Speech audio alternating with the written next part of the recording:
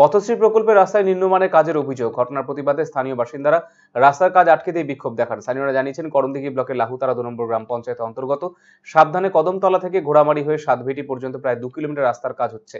Signboard অনুযায়ী দেখা যায় রাস্তাটির জন্য বরাদ্দ হয়েছে 82,73,290 টাকা।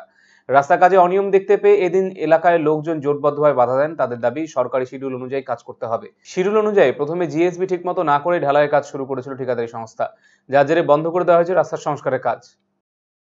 আমাদের অভিযোগ, এখানে নিম্নমানের কাজ দিয়ে প্রথম থেকেই বেড থেকে শুরু করে যেটা বালি পাথর দিয়ে রোলার করে তারপরে ঢালাই হওয়ার কথা ছিল, সেখানেই গড়বড় হয়েছে। ওই জন্য আমরা এখানে আজকে ঢালাইটা আটকে দিয়েছি। কোন জায়গায় এটা হচ্ছে কদমতলা, মেহেন্দাবাড়ি কদমতলা। আপনাদের মেন অভিযোগটা কি কারণে? আমাদের অভিযোগ হচ্ছে এখানে জিএসবি থেকে শুরু করে ঢালাই পর্যন্ত মানে কোনো কিছুই ঠিকঠাক হচ্ছে না। আমরা বোর্ডের জন্য কমপ্লেন করেছিলাম, এটা রাত্রে ছেপে নিয়েছে, মানে টাঙিয়ে আর কি কাজ শুরু করছিল সকালে, আমরা এখানে এসে বন্ধ করেছি। কি চাচ্ছেন এখন আপনারা? মানে শুরু থেকে যেভাবে কাজ আছে শিডিউল অনুযায়ী সেভাবেই কাজ করতে হবে। যদিও এ ব্যাপারে সদুত্তর দিতে পারেনি পঞ্চায়েত প্রধানের প্রতিনিধি দেবেন চন্দ্র সিংহ।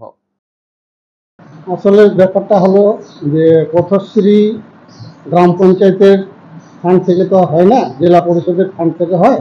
তো পথশ্রী এখন যেটার কথা অভিযোগ জানালেন, সেই ব্যাপারে তো আমার এখনো পর্যন্ত কোনো অভিযোগ আগে করেনি।